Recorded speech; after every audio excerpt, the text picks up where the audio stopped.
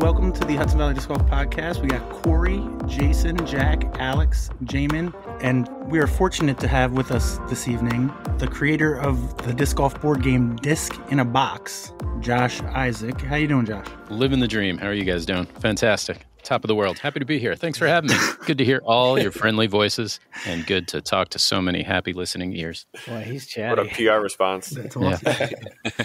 I've been working on that one for a few days. How did you come up with the idea for Disc in a Box? A fine question. I actually pretty much stole it. I adapted it from another game in 2019. Andy and I came across a game called Box of Golf, which is a game for ball golf. You can look it up. They're since out of business. I actually tried to contact them in several different ways to see if I could work with them or they'd be interested or who knows, or just to get their blessing. But their website's down, their phone number's down. Anyway, so we were playing this game called Box of Golf and, it's okay. And at some point while playing, we thought, it'd be really cool if there were a disc golf version of this game. And a couple months later, I asked Jack to actually send me the T signs for FDR. Those would eventually become the game boards. Modifications obviously make the game boards on the T signs. And just, it's a hobby of mine. It wasn't strong, got to go to work on this. So over the course of the next year, we came up with a kind of a rough prototype. But that was mostly the inspiration, just playing this other game and thinking, gee, it would be really cool to have a disc golf version of this. How long ago was that about? I actually did the research before. I was like, I don't know when this happened. That was in April of 2019. We bought the original game. I don't know. There was a solid prototype around a year later. But within a couple of months, like I said, that's when Jack did it. So it was actually a pre-COVID thing. But then during COVID, it became one of a few COVID projects. But that's the timeline of it. You got the T signs from Jack and you just printed them up and kind of mocked something together like that just to play test and that kind of stuff? Well, I got the T signs and then designed each hole on the T sign using Photoshop, and modifying the same general game mechanics of Box of Golf. But as a hobby, I design games and that's fun for me. So I just sat there and for each hole, I would add the icons and the little paths. I don't know if anyone's played it or seen it. And so, the T signs were just the backdrop basically of the course. And so onto those T signs is the game. So each hole will have spaces to move your disc. And depending on what hole it is, it would be different things. And I tried to keep it true to FDR. So hole, 10 is straight up the middle, or you can throw out over the out of bounds, that kind of thing. Yeah, so if you guys are looking at the picture that Alex posted of the game on GameCrafter there, it shows you a T sign for hole 10. There are 18 different boards like this. And as you play through the game, you flip through these boards, you take your play pieces and move them onto the next board. So they're literally like, if you're thinking of like a game board for Disc in a Box, you have a stack of 18 holes. And as you play through the course, you play through the game, you move from hole 1 to hole 2 and you're playing on a new board each time. So there's basically a deck of 18 T signs that make up the game boards. And then there's also the putting board, which you're using every hole where you're actually putting. So well explained. Give us how play works on a hole. Sure. Everybody goes to T1. You put your little markers on hole 1. The person who has the box decides what basket you're playing to, just like disc golf. The bok choy. Bok choy. You get what's known as ability chips. There's wind, there's a mulligan, there's a skip chip, and there's a putting chip.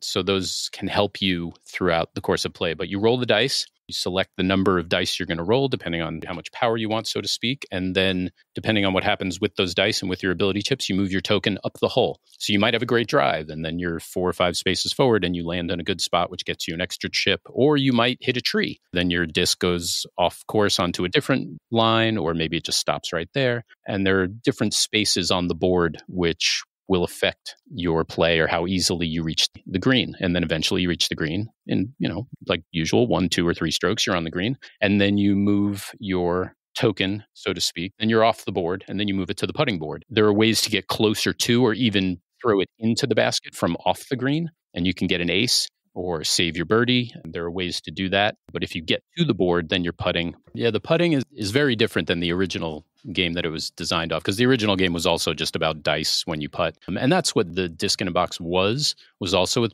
dice, and it was kind of boring. And through several people's feedback, and eventually the final real spark, I can give credit to Pete Intervallo. He was one of several people who's like, it'd be fun if you could really, really putt or flick something into a basket. And I agreed with them, and I just couldn't figure out how to make it work through the printing company. Anyway, the thing we finally settled on is there's a putt board, and you have your little disc. And so when you're on the green, you're no longer dealing with dice and what are called ability chips, basically cards, dice and cards. When you get to the putting green, you actually have to flick the disc with your finger into a little basket hole. And we designed it so that the green might be uphill. It might be an uphill putt or downhill or sloped left or sloped right. So you're actually putting a little disc on a cardboard surface, nice cardboard. And that's the putting board. So the putting board is actually bigger than all of the other hole boards. And so then there's circle 1, circle 2, sometimes circle 3. And there's different rules for putting, but basically you flick it. If your disc stops on the board, you take your second shot from there until it goes in the hole. If it goes off the board, then you start one circle closer, et cetera, et cetera. And then there are death putts as well, which if you go off the board, you get a penalty stroke. So each player plays this hole until each player is holed out, and then you're flipping the board and moving on to the next hole. And the ability chips play a big part of it. The official way to play the game is the winner is the one at the end with the most ability chips. So it becomes a little more strategic. Do I want to use my win chip because then I have one less chip, et cetera, et cetera. Or you can just not play that way and play a regular round of disc golf where you're still using the ability chips, but it doesn't matter how many you have. It's actually the player with the best score. You can play double basket doubles. You can play doubles. You can play match. You can play stroke. You can play whatever you want. Can you play wolf? You can play wolf. Absolutely. So just like in field golf, the putting is the hardest part of the game. The putting is, I think it's nicely balanced. It's turned out really well. The putting isn't too difficult, but you can definitely miss your putts. And certainly the closer you are, the easier it is. And it's kind of worked out. It's definitely a skill. It's more of a physical skill. The other way is a little more strategy and luck, certainly. Which is kind of cool from like a board game standpoint where like, sure, we have like games you can play while playing disc golf where it's almost all physical skill and a little bit of gamesmanship with like Rip Revenge or Disc Dice or whatever, but you don't really get board games that involve some type of physical skill. Right. And that's where I'm really happy with it. And I'm really glad to all the people, including finally, like I said, Pete, who really inspired that part of the game and made it really fun because the dice and chips is one, it's fun. It's cute. It's a board game. But then when you get into, I actually have to flick it into the hole, it really makes it fun. I think that made it more appealing to Xander and Charlie when they were test playing a later version versus the earliest version where it's basically all luck. So it was right, all dice rolls. They definitely dug the actual physical act of having to make the putt. Mm-hmm. Yeah, it makes it a completely different game and much more fun, in my opinion. And Charlie and Xander's as well. Before I first looked at it and I just saw like, I don't know, one image, I thought that it was going to be similar to the Birdie Disc Golf board game. Never played it. Then after hearing you explain, like it's not even anywhere close. How big is like the form factor of the game? Do you need a large table to play it on, or like the cards kind of small? Not small, but you don't need a large table to play it on. I've actually played it on a very small table. I think if you have 3 feet square, you have more than enough room. You can play it on a coffee table if you wanted to. You can definitely play it on a coffee table. Yeah, you don't need to spread it all out. And yeah, I've never played Birdie. From what I have heard from one or two other people, it's what you said, that they're very different games. Another thing that's kind of nice, it sounds like there's not a ton of setup in this board game either. Like you don't have to spend 20 minutes getting the game ready and then reading how to start the game. Like you can kind of just jump in and play. Oh, absolutely. How long does it take to get through a round of 18 holes? It depends. If you're just starting, it's going to take a little longer. But once you get in the flow of the game and you know what to do and you're just rolling the dice and you're like, boom, okay, set these. All right, tree test. All right, I got to pass this. All right, I'm on to the putting. Once you're in the flow, you could probably do 18 holes in, I don't know, about 45 minutes, I'd say, to do the full 18 if you're 2 people. If you're 4 people and you're taking your time and you're just hanging around, then a full round, it might take you a little more, like an hour. But you can also just do 9 holes or just a few holes. And it probably also depends on, are you playing match play? Are you playing stroke play? Are you playing doubles? Just like real golf. But I'd say, 45 minutes to an hour for a full round. Or Wolf. I love Wolf, by the way. I definitely made sure you could play Wolf. It sounds like a really good, hotel before a team challenge match board game. Have a couple beers, get some of the team together, play some FDR. Yeah, that would be great. Like we tried to do that with the Birdie Disc Golf board game, but like I said, like it's a work. large board. You can't really put it anywhere. It takes the time to set up. Now, mostly you need a place to throw the dice, which it doesn't have to be a big space. There's 5 dice. Anywhere you can play Yahtzee, you can play disc in a box. Yeah, that's good. Exactly. Camping. This is really interesting. Yahtzee in a box. Is this your first game you've designed? No, not at all. It's as a hobby of mine. I've been designing games since I could crawl. Yeah, it's literally the first one that is available for purchase online. Jack will kind of half roll his eyes as he knows there's been another game that I invented, which has been a game for the last 20 or 30 years of my life. And there's at least 24 people on the planet who know how to play it. Minesweeper? It's an abstract strategy game with a combination of luck and skill. And that is called Dosh. That's the name of that. And the game mechanic is quite unique. And I think that is a solid game. And then there are some other small games that I've just toyed with and designed over the years. Some are cool, some aren't. Some never make it past my little table. Some I start playing with friends, and there's another one I've been working on, which is 100% skill, it's pretty good. It has more of a block sliding mechanic. Anyway, no, it's just a hobby of mine. And if I can really plug something, one of the things I'm most proud of is my COVID project that I spent 500 hours designing a miniature golf course for the PGA Tour game, if anyone plays that on console or PC. And I can say without any modesty that it is the best mini golf course that has ever been created for that game. Don't play it. That sounds interesting. Yeah, so if anyone plays like PGA Tour 1921 or 23, you can look up Isaac's 3T Mini Skills. Isaac is spelled IZAK''S, and then the number 3, the letter T, space mini, MINI, and then space SKILLZ. Isaac's 3T Mini Skills, and you'll have yourself a good time. But yes, this is the first game that's available for purchase. I'm sorry. Can you explain that? What do you mean, the mini game? Oh, that's the video game, or the main golf game that's out there. It was the Golf Club. Now it's morphed into PGA 2K23, I think is the most recent. PGA Tour 2K23. It's available for PlayStation, Xbox, PC. I mean, it's the main ball golf game that's out there. And there's a level editor, course designer in it. There are some professional level people who make, replicas of Augusta National and things like that. And then, of course, there are millions of other pieces of crap designed by absolutely everybody. Because once you publish a game, once you publish a course, you can't edit it. So it's just out there. So people aren't putting out their course and then refining it, making it better. There's just an endless sea, millions and millions and millions of courses that every, from children to professional level people create. And most of them are regular ball golf courses. The game is not made for mini golf. There's no obstacles and things that are part of the mini golf course editor. So you're stuck using things like benches and trash cans, and you have to use them in creative ways. And sculpting greens for mini golf is not easy or part of the game. But that's how the course is edited. But there is a contingent of people who do exactly that, create mini golf courses. Absolutely. For this package, yeah. There's plenty of mini golf courses out there. And, I've come across a handful of them that are okay. Most of them aren't even playable. Sorry.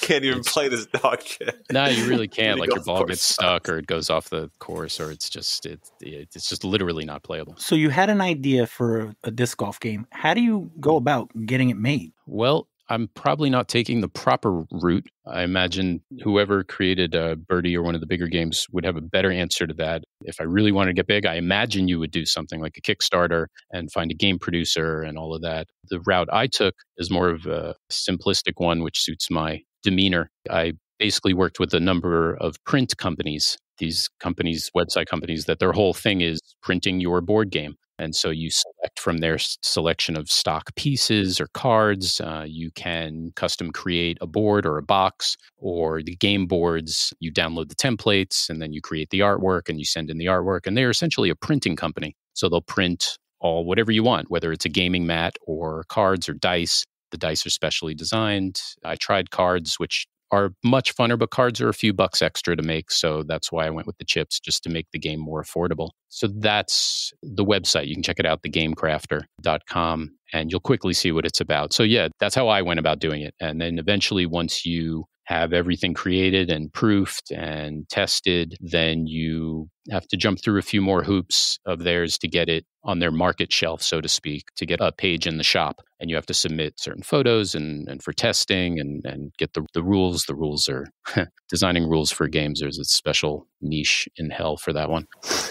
You were saying that was really the hardest part is... Oh, absolutely. Which makes perfect sense to me. You need to be able to explain things succinctly for the entire population to be able to go out and use. Yeah, every different kind of mind. Yeah. You have to explain it 3 different ways without even being there. Yeah. Jack, how many times have you played? I've played it, I don't know, maybe 3 times. What would you say the learning curve is? There's almost zero learning curve. Once you understand, are they skill chips? Yeah, ability chips, I would say. Yeah, ability chips. Yeah. So once you understand what they buy you in the course of play and you understand the various lines you can take, when you look at the hole itself, and it's just like looking at the T sign, Josh has arced a couple of different lines to each pin. So you have multiple compelling options off of the tee.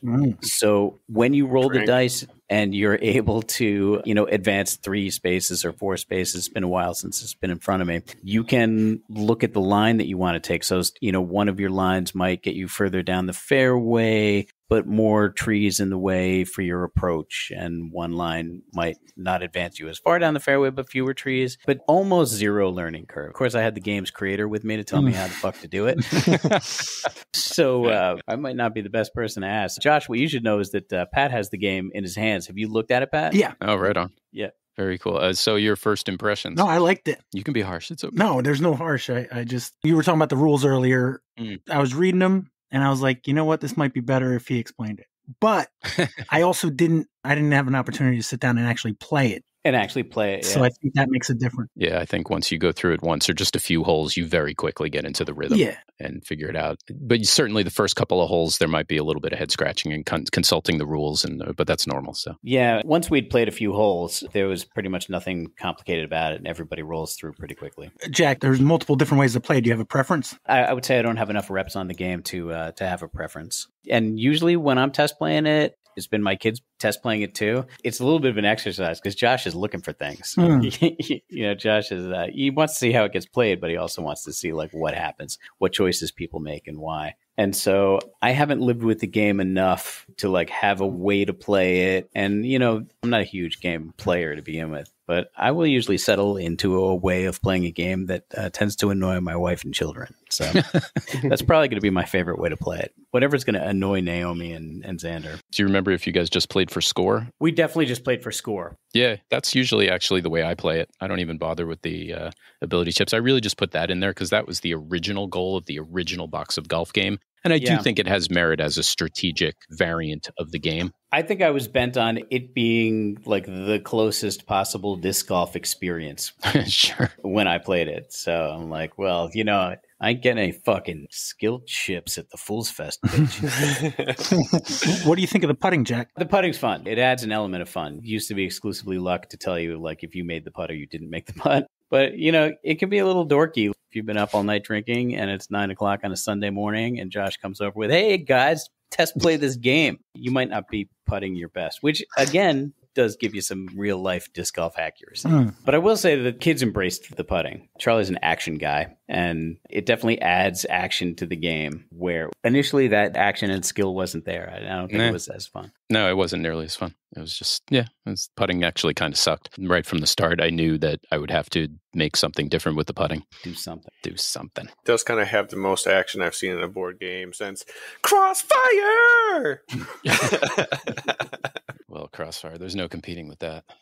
How much play testing before you can be confident? Like, what do you put on the die? What do you put, you know what I mean? Like, how long? And when you sent it in the first time, did you have to redo it or anything like that? Oh, yeah, there were many iterations of it. As far as dice, since you mentioned dice, I actually had Andy help me with that because she does vinyl sticker printing, and she was just starting to get into that at the time. And so she just printed up some vinyl stickers for the dice, and then we put them on blank dice. And then eventually I worked with a print company. So the dice themselves went through, 3, maybe 4 iterations of what's on there. And then I was first working with a different print company. With each print company, they have different materials and stuff available. So everything was a different size. The boards were a different size. I first made a really big one where every board was heavy duty, but it cost me like $80 just to make one prototype or more. And so there were a few iterations with that company, different sizes, and then onto a different print company. So I don't want to stray too far from the question, but yeah, there were several prototype or beta testing iterations of it. As far as actual play testing goes, I certainly play tested a bunch, but that's not really the way you're supposed to do play testing. It went out not nearly as much as it should for play testing. Obviously, Jack's family did it. I had other friends that play tested it quite a bunch. I did a couple of random blind play tests. And certainly as the rules got dialed in, there were another blind play test or two One with people who had never even played golf, and that was eye-opening, where all of a sudden they're going, "What's a birdie?" And I went, "Oh, shit, I gotta rewrite these rules for people who have no idea what a tee box is." They just had no idea about anything. For this particular game, though, it was easier because I knew it was already an established game. Although that gaming company went out of business, so not a good one. Not a good one. But it was a game, and so the rules were already written for me, and I knew it was already solid, and I had played the game myself, so there was already that level of, I get the right word, just acceptability or that level of competence behind the actual gameplay and rules. For other games, however, you have to do a substantial amount of playtesting in very different ways. First, you go through playtesting where you're there to answer any questions and to push them along and to correct them if they do something wrong. And then eventually you do playtesting where you're there, but you're not going to answer any questions. You're just watching to see what they do. And then there's another level where you don't even have the room. So not very much playtesting, but plenty of playtesting, but not as much as it should have been, probably. Once I was playing it and I realized, and I was playing with other people and we kind of look at each other and go, yeah, this is a good game. And for this particular one, that was good. So how do you get one? Thank you. How do you get one? You go to thegamecrafter.com. Make sure I know exactly where you go, whether it's Gamecrafter or The Gamecrafter. It is thegamecrafter.com. TheGameCrafter. Thegamecrafter.com. And then you search for Disc in a Box. I think you could just type in disc. Yeah, if you just type in disc, you'll get a bunch of stock disc pieces available to you, and you will get the game Disc in a Box Deluxe. What makes it deluxe? Dan, you beat me to it. Yeah. Well, I could sign in and tell you specifically. What makes it deluxe, as I was making it, I was thinking, it would be fun to have a smaller version, a travel version, a larger version. So as I was designing these, I have a deluxe version and a regular version, hoping the regular one would cut down on costs. And in the end, this is the only one that made any sense, the deluxe one. So what makes it deluxe is that it comes with everything. This could be the large scorecard on the back. Sure. I noticed that it has that. A massive scorecard on that. That was actually part of playtesting. At one point, everyone was like, write down your scores on the scorecard. Where's the scorecard? Isn't there supposed to be a scorecard there? And they never thought to look on the back of the box, which is why now the front of the box has a big star that says, giant scorecard on back. That's what makes it deluxe. Nothing really other than it's the biggest and the baddest and the best. Yeah. And the other one isn't available for sale. Sure. The travel version. The travel version will come, I guess. Are these like made to order, or are they already stocked, or are you shipping them out? Or Thank you for asking. They are made to order. I meant to say that earlier when you said, how do we order it? Yeah, when you order it from the Game Crafter, they are literally printing your copy of it. So it will take a good, usually 3 weeks to get to you, maybe up to a month, I guess, depending on how backed up they are. Mine took less than 2 weeks. I want to say. Is that right? Yeah, absolutely. Way less. That's cool. Maybe because a few people ordered them all at one time, so they were printing them up. I don't know. But that's excellent. It is very well made. Very well made or designed? Both. I just meant it's sturdy. It's not. You're not worried about. You mentioned earlier, like it was cardboard, but it's a sturdy cardboard. It's not just it's not going to crease or anything unless. Yeah. I think the board and the whole mats that were originally decided upon, I'm fairly happy with them. Like I said, we were talking about making concessions before. Ideally in my mind, I wanted each hole to be a solid piece of something and less of a solid card board, so to speak. Like a piece of fiberboard or something like that. Right. I wanted each hole to be a substantial thing. Yeah. But I'm happy with the way it came out. As you said, it's all pretty sturdy. And between the companies I did sample prototypes with, the Game Crafter for the most part is very solid. Not that I haven't had a couple printings from them that weren't a little, there were a couple little tweaks and this was off, that's off. But in general, they make a good solid product and I'm very happy with them. Is there 9 cards for 18 holes? There's 9 double-sided cards, that's correct. Yeah. And you say cards, meaning like poster board almost. Boards, or not poster board, but you know what I'm saying. Maybe you don't. I don't know what I'm saying. And it's got the old hole 8 layout. Was there any thought to changing that? Well, when I designed the holes, it was still that layout. And I definitely changed a couple of them as the holes got changed. I don't remember what now. And I think the reason I left hole 8 the way it was, I just didn't want to deal with changing it around on Photoshop and go through all the changing everything. And B, it kind of works more strategically in keeping one a par 3 and one a par 4. And it allows people just some choice when they're playing the game. And it just added a little. I mean, I thought it was better for the game to leave it the way it was. And you could play double basket, doubles on these, right? Yo, you can absolutely play double basket doubles. I believe that's in the rules. It is in the rules. Yeah, that was. I questioned myself even putting all the different golf variants in there because it can just be confusing. But at the same time, yeah, I don't know. I think it works. And I was excited to put in double basket doubles. You do actually have that listed in there? Yeah. That's all in there. I think I don't remember exactly, but I think it says stroke, match, doubles, double basket doubles. Yeah, but no I think wolf. that's it. That's cool. The wolf is not described. I'm sorry, I ran out of room on the rule board. Everything is already crammed in there to the pixel. And the woman who did the final layout is a master. Literally, she has a doctorate in type-based settings and fonts. And she was amazing enough to help me out with the setting of it all. And yeah, she was saying, I don't think I could fit much more in there. Obviously, there's a little room right where that big have fun is. But yeah, no wolf. In retrospect, maybe I should have put in wolf. I would have found something else to pick on. Yeah. But yeah, I hope people get to play it. Just the fact that it's out there being sold and people can buy it, that's just such a thrill and such a joy, and that's why I do it. It's certainly not for the money. Just here's a game I invented. Go play it. Yay, we like it. Yeah. It's like 6 or so years ago, I designed a game, did a bunch of prototypes, and went to Game Crafter and designed it exactly how I wanted it. And it was like hundreds of dollars to do it as I wanted, and to like get it to like a good price point. I felt like I had to do a lot of compromising, and I'm like really impressed that you were able to put this game together for an affordable price. Thank you. Yeah, that was actually a large part of it, is making compromises and having to work within the constraints of whatever print company you're working with, literally designing the boards and everything using their templates, or having to order their stock pieces or design stuff. You're just limited to what they have. Ideally, I would love to have the putting in the game. You're actually putting into a little mini basket with chains. And I tried to get that. I even contacted one guy who made these really small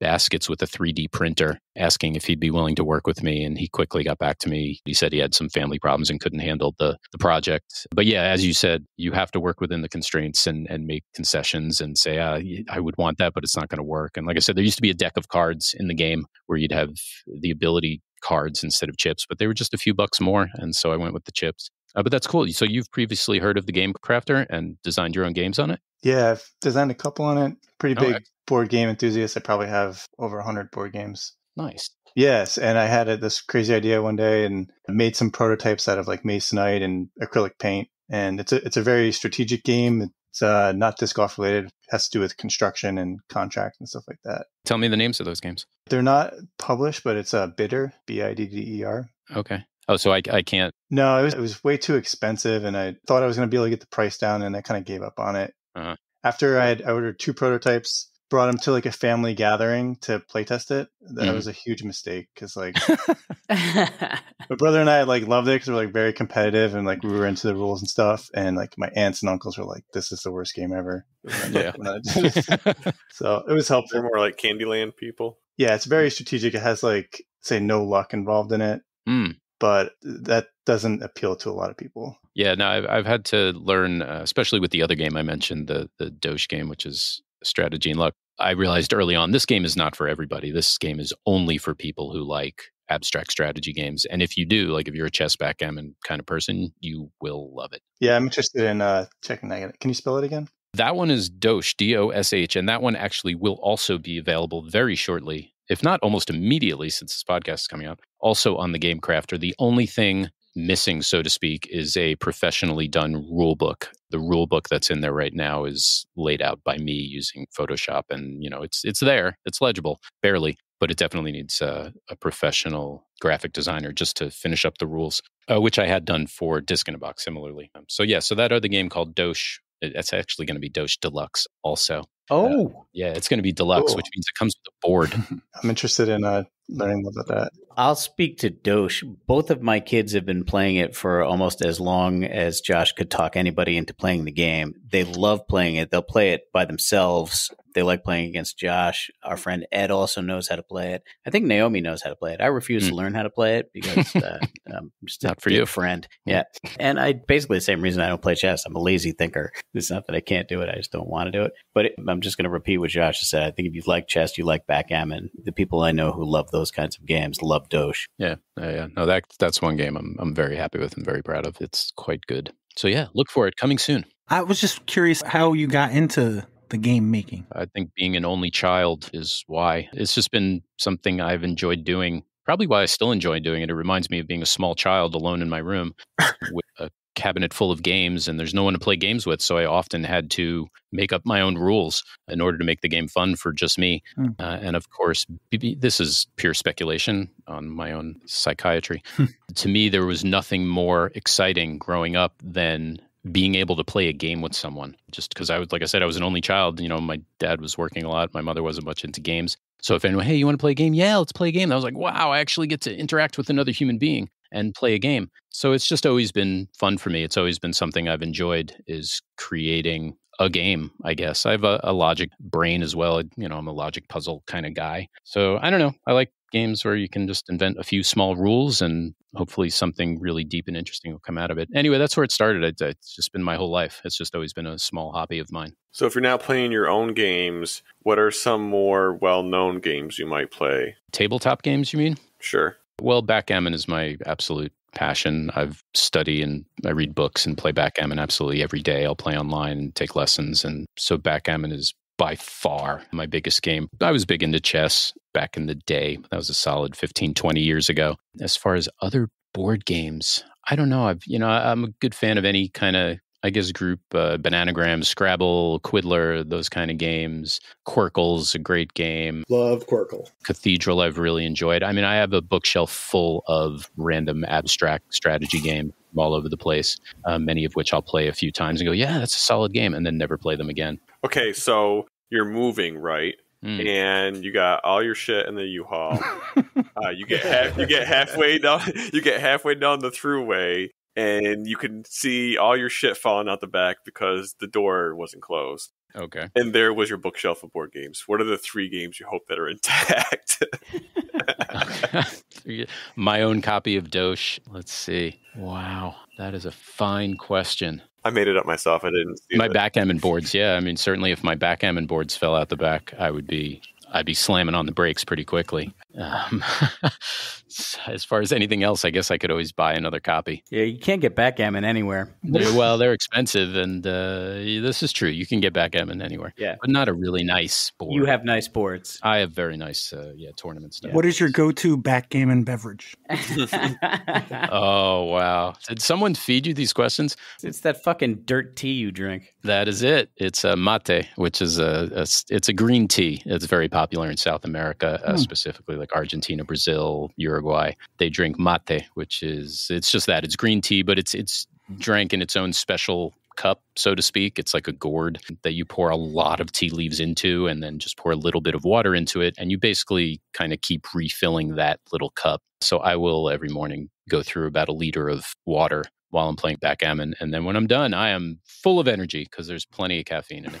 I'm assuming it's hot water, right? It's a hot beverage. You can also have a cold version of it, which is called a tereré, which you can even buy in stores, I think. They sell it all over Manhattan and the city, actually. You can find yerba mate, cold infusion drinks. See, I thought you were going to say something weird like kombucha, but no. No, but it might be next to the kombucha in the same aisle. It might very well be right on the same shelf. Yeah, that's the tradition. Someday I hope to be a color commentator for backgammon tournaments. That would be lovely. I saw that you posted to the Wilcox page, and Mike Schwartz was hitting you about the disc in the box name being trademarked. But it's not anything close. You're talking about shipping discs as opposed to a game. My understanding is that, which is limited, I will say, the game crafter does search when you publish a game to make sure that you're not infringing on any trademark items. So when I published it, they said, okay, we're going through our checks to make sure X, Y, and Z. And when they came back and said, yep, you're all good, you're all clear, that pretty much was good enough for me. I did try to find the website, or I just typed in discinabox.com just to see if there was something there, and there is.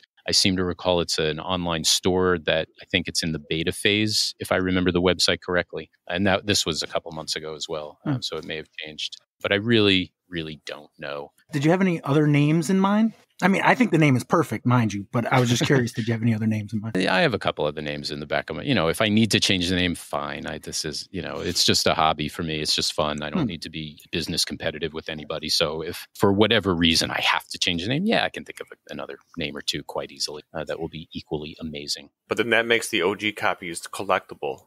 Even more so, first run collectible editions. Yeah, I'm gonna need pre-canceled versions. No, I've given away a couple that I know are going to be worth thousands of fractions of a penny someday. But yeah, they're collector's editions, and eventually I'm actually asking Andy to design the next box, since she is an artiste who has impressed me greatly with her artwork as of late. So I asked her to do the next box. So hopefully she'll come out with something phenomenal for that. Next box, and then like another course or a version 2 or an expansion? Just the design on the box for just the actual box itself. However, since you mentioned it, that's always been a fun little thought of mine, is it would be cool. You can make expansion sets. I mean, just take any course and I could not overnight, but I could easily design another course layout if you sent me the T-signs for Warwick or T-signs for Wilcox, and then you could have little expansion sets that you could buy. What would be your preference if you did any other course? What would it be? I mean, I just off the top of my head, I guess Warwick, just because it's so close and amazing. And I know it intimately, so it would be easier to design a board game knowing not that anyone playing the board game who's never played Warwick would care, but anyone who would play. You could give it local flavor. Would you spell mandatory wrong? Have I spelt it wrong? Did I spell it wrong in the rules? No, is it 3 at Warwick? Mandatory? Oh, is that right? Yeah. The sign that's off to the side in the woods? Yeah. Exactly. I've never given it a good enough look. That's funny. Actually, on the Doge Deluxe, I've printed one copy just to see how it would come out. And I actually showed it to my mother, and she looked at the back of the box and immediately said, "There's a typo." It's just like movement spelled wrong. I was like, "Oh god." So yeah, I hope I don't spell mandatory wrong, or maybe I should. Maybe I would. Maybe you should. Yeah, I would absolutely do that on purpose. Absolutely. It'd only be 99% authentic if you fix the spelling.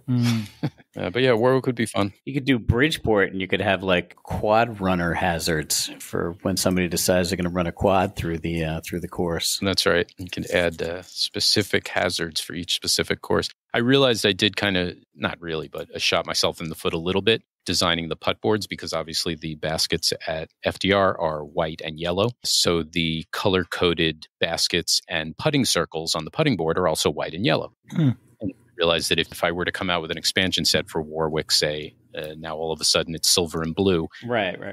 And they would almost need a new putting board with silver and blue circles on it. I didn't standardize it, which it's okay. Just means the expansion set's going to cost a few more bucks. It's just going to cost you a little.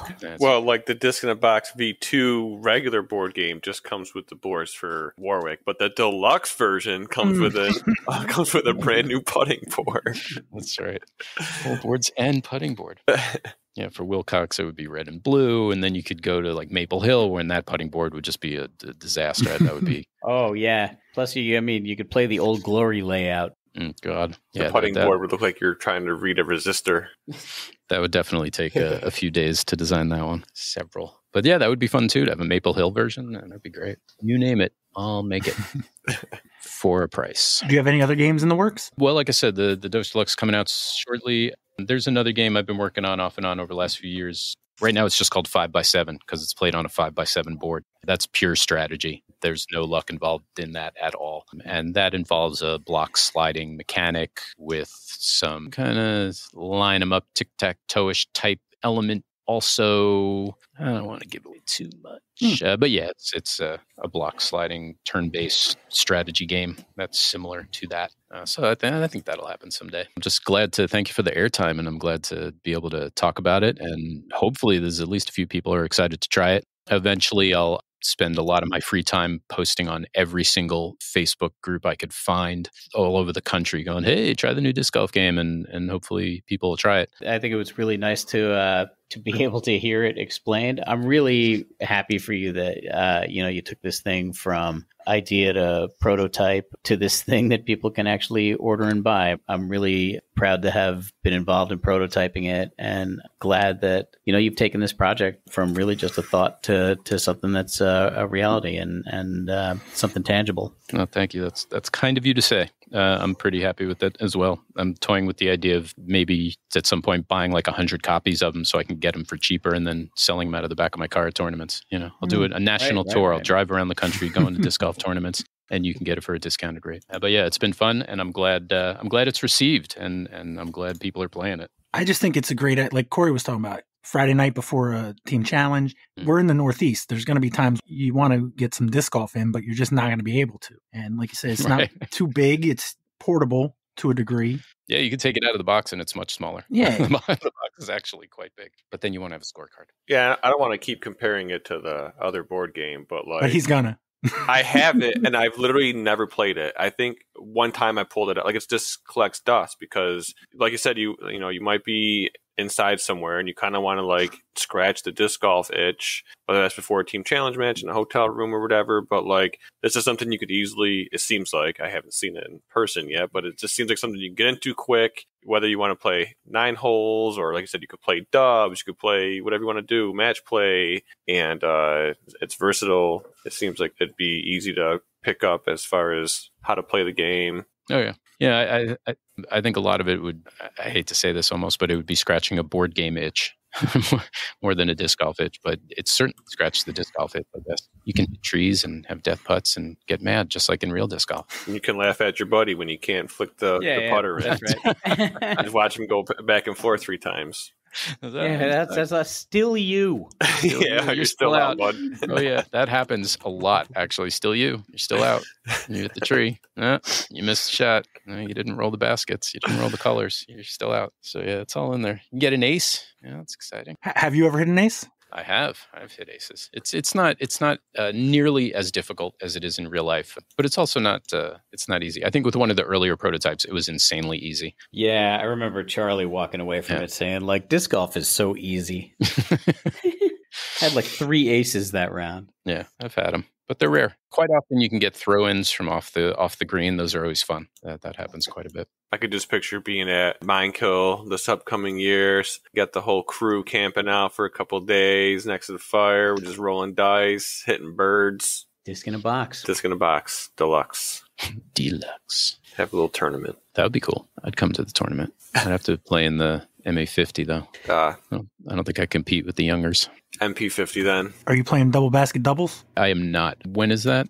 I've been. You're going to be gone. I'm going to be gone. I've been moving actually this past month, which is funny that you made the U-Haul question. And then I'm going to be traveling in another week, so I won't be around. Right. When Corey said that, I was like, how's Corey know? I know things. Right, I was thinking that too. Like, does he know? One of the best things I'm good at is pulling shit out of my ass. Sometimes it sticks. Throw enough of it at the wall, some of it's going to stick. I do think that's particularly cool, though, that you also were designing games on the Game Crafter. Oh, yeah, that was Jason. Yeah.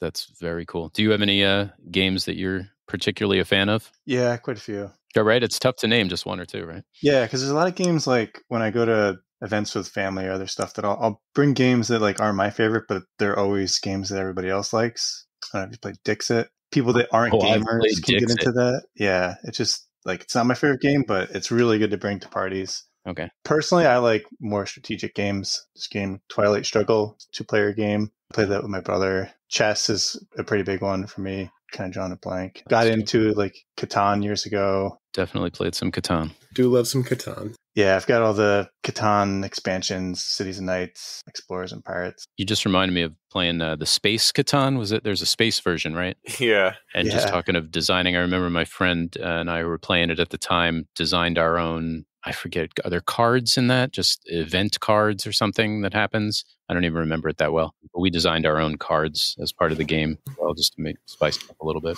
But yeah, those are fun games. They're very fun. Yeah, I grew up with a brother that's almost the same age as me. He's like a year and a half younger. And so you grew up as only child, kind of like feeling the love for games. I grew up with a competitive brother that we would always play like 2-player games when we were little kids up. So Stratego, chess. And yeah, I love Stratego. And so if you ever need like somebody to pick apart a rule book, my brother is perfect because he'll like find every way to exploit the rules. Like, we'll get a new game and he'll just ruin it because it's like, all right, we found a way to break the game. So it's no fun anymore. Like a loophole in the rules. Oh yeah. If there's something that's not spelled out or a way to like exploit stuff, he'll figure it out. It doesn't say I can't just hit you in the head with the board and claim myself the winner. My family's always been pretty big on the board games. We sort of started off with Carcassonne. Yeah. And then, we've got Quirkle. We love that one. Yeah, Quirkle's good. Thurn and Taxis. What are some other ones? We picked up Azul not too long ago, which we really liked, or at least I really liked. AZUL? Yes. Stone Age is always a classic with us. Yeah, there's lots that are out there for sure. Blockus was the other one I was thinking of. Blockus is very good, yeah. I like Blockus. Big fan of Blockus. There's a game out there called Siege Stone, which I remember being very good as well. Yeah, like I said, I have a ton. Now they're in boxes, but I have a ton of abstract strategy games. If it's made out of wood and it has, like just black and white pieces and a few basic rules that go deep, I'm all over it. I like it. Most of the time, if I have like a board game night with some old friends, we'll play Betrayal at House on the Hill, whatever it's called. Oh, yeah. It's a pretty classic one. Just played a game for the first time, Dominion, last week. Card game. Tan's always a classic. Played Scythe for? I haven't recognized any of these games. Lords of Waterdeep.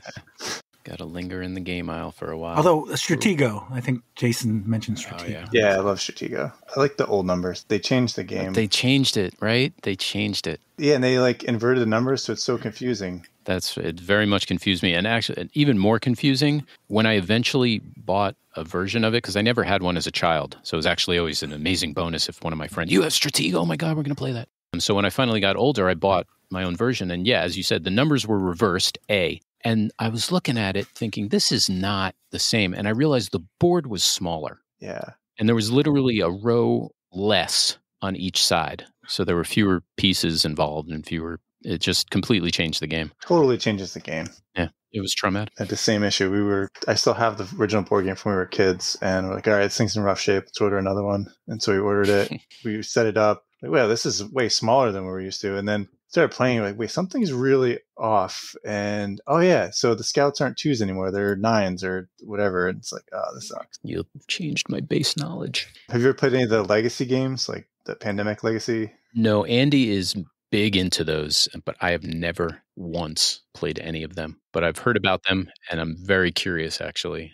Obviously not curious enough to have already played them, but I am curious to play them someday. But I love the concept that the board changes permanently. Yeah. And it just changes the game. I think that's a phenomenal concept. It's like crazy to think about designing something like that too. But we played Pandemic Legacy, and it was a long game. It took like days to get through it. We started off with like 4 people playing it, and then we lost somebody and then gained somebody else. And as you go through, like, your different characters in the pandemic. So and this is pre-COVID, by the way. So there's like an army general, there's like the doctor and different positions. And as you go along, like, the characters can change and you can choose like how they change. And then you can make decisions on the board, and like, you literally rip up cards and to face the board, put stickers down. You only play the game once ever. And so everybody's experience is totally different. And every decision you make just ripples down. There's just so many like butterfly effects later on. It's pretty fun. That sounds excellent. It sounds like an interactive art experience. Yeah, you look at the board and it's just totally deformed into this experience that you had, and you look at it like, wow, I can't believe we just destroyed all these cards and stickers and stuff. But it's a pretty cool experience. That's very cool. I like that. Don't do that to my game though. Don't destroy it. You can actually. What do I care? Yeah, make your own stickers. Yeah, destroy it. Paint on it. Take a Sharpie. Make new rules. Have Disc fun in a with box Legacy. Yeah, Legacy. I'm gonna draw disc chargers on all the By all means, yeah. Who am I to say don't do that? Do that. Have fun with it. I'd love it. I like the legacy concept. That would be great. Oh, the tree fell down. Like, it's the It wouldn't be FDR if some fucking tree didn't come down this week. Right. No, the tree's down. No, we can't play today. There's a Memorial Day weekend. Hole 10 is closed or something. I don't know. Just what would you do? Oh, sorry, you lost your disc. New route created. There's a new line on hole 4. Yeah. I love that. Could do that. Yeah, I almost put in the other line on hole 4. I don't think did I? No. Does hole 4 have that new line or no? You mean off the tee or the second shot? Just that new line on hole 4. I don't remember if I put it into disc in a box off the top of my head. No. That line is copyrighted. So. If you hit a tree, you can go over to the left, but nothing from the tee pad. You can put it in if you want, future versions, but it's $5. Yeah. That's fair. Today, this was big news. I got an email. I received my first payment from the Game Crafter. That's outstanding. You're now only in the hole thousands of dollars. That's right. I got my first paycheck in the amount of $22.68. Oh, man. So Hey, so you're a professional game You are a designer. professional Yeah, I was going to game say designer. officially a professional. Yeah. That's all it takes. I am happy to have that moniker. Yeah, that's excellent. Official. So happy to share. That was today at 4 a.m. for some reason. It came through. So that's, happy days. Do you play Team Challenge? No, I have voluntarily and unfortunately retired from Team Challenge. So you have played in the past? Oh, yes, I have in the past. It's a great deal of fun. I love the team camaraderie. So I'm okay with having an off season. So when it's snow on the ground, I'm not a fan of driving several hours to play in horrible conditions. But that's just me. Mm-hmm. And at the risk of offending absolutely everybody listening, that's just my opinion. Makes sense. I think that's most people. Yeah. And I think even the ones that play get that. Yeah. Oh, yeah, totally. I was on Team Wedge for several years, I think. I'm not sure the exact dates, but yeah, it's a good time, except for the aforementioned absolutely. Driving for 4 hours in the snow. What was your dish for the spread? Did you make anything in particular? I think I was the big salad guy. Oh, nice. If I remember correctly. That's right. You made a big salad. Yeah, the big salad was my go-to. I always noticed there was not always a lot of salad options there. So that was my thing, which I was happy to do. And mostly because I can't cook for shit. So that was the main reason. Awesome. Alex, you had Team Challenge. Are you the only one? I believe I was the only one. Yeah. Anybody else? Nope. Not this past week. Who did you play and where did you play? We played at Pelham. So a nice 3+ hour trip for a lot of the Stonykillers. And where's that? Pelham is New Hampshire, sort of right on the Massachusetts border, if I remember correctly. Is that Muldoon where they play? Yep, Muldoon. How is that course? I liked it more than I thought I was going to. We were talking about it before a little bit, where we were saying that Pelham had a pretty good home course advantage. So I immediately started to think that it was going to be, super tight lines, very J-Park-esque, where you really got to know the exact line that hole is asking for. But I was pleasantly surprised. It wasn't too insane. It was all wooded, of course, but the fairways are pretty wide, relatively forgiving. You can see in the doubles rounds, you really had to score on that course for sure. I think 13 down was the hot round for the day for doubles. And there was a couple of 12s, a couple of 11s. And yeah, that wasn't surprising at all. Nice. I think it's a fun course. I think it's a course that you go to and you lose. But I thought it was fun to play. Absolutely. Yeah. I enjoyed playing it both rounds, except for the front nine of the first round, where I decided I just didn't really want to play disc golf, apparently. You drove all the way out there and you didn't want to play disc golf? Apparently.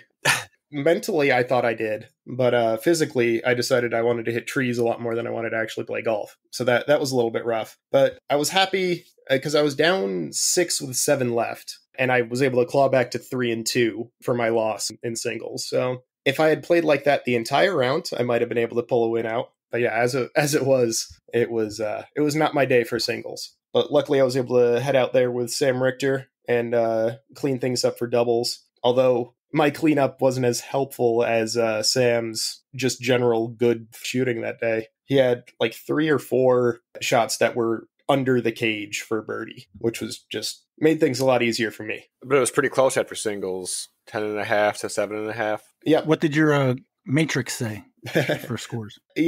That's actually a funny thing. So I was talking to Travis beforehand, and he was asking me the same thing. Is like, what would you predict based off what you've got there? And I told him at the time we were 17-2, so 19 points available in singles, 19 in doubles. And I told him it was going to be 23-15. And the final score ended up being 22.5 to 13.5. And it was 16-2. So I was about as close as you could get to that with that prediction. I'm confident if we had them at a neutral, we probably could have beat them. Or if we had them at home, I wouldn't be worried about the match particularly. But yeah, they put up a good couple of rounds. Pelham did, defended home territory, which is always the goal for Team Challenge. I looked at Stonykiller's schedule when I was looking at the results from this match, which this is by no means a bad result for a match. This to me looks like one good team playing another good team on a course that the home team knows their course. This is actually reasonably competitive. Some of the scores were close. Alex and his partner shot what I would say is a home team round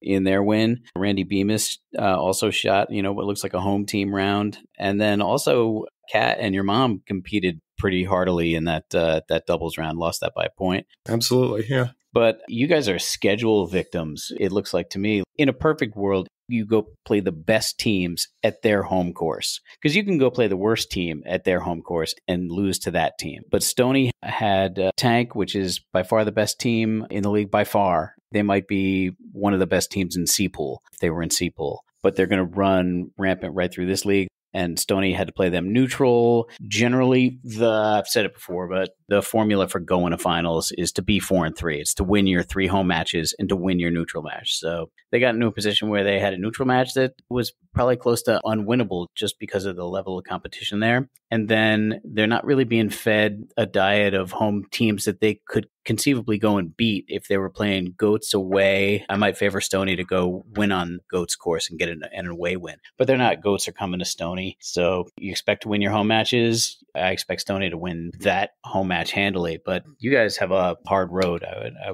would say, to get to finals. And most of it has to do with schedule, not the quality of your team. We're definitely looking at that wedge match in February as if we want to get to playoffs, that's one we got to win. You'll need to win it. Yep. How was the spread? Spread was great. I think my favorite was the meatballs. They had it set up where you did like sliders, like a meatball sub slider. Was there cheese? Could you sprinkle cheese on them? Yep. Like thick shreds or like sprinkly cheese? Not like store-bought Parmesan, like the stuff that comes in a little plastic thing. Not that. Actual cheese. Were the rolls nice? Rolls were good. Nothing to write home about with the rolls, but, passable.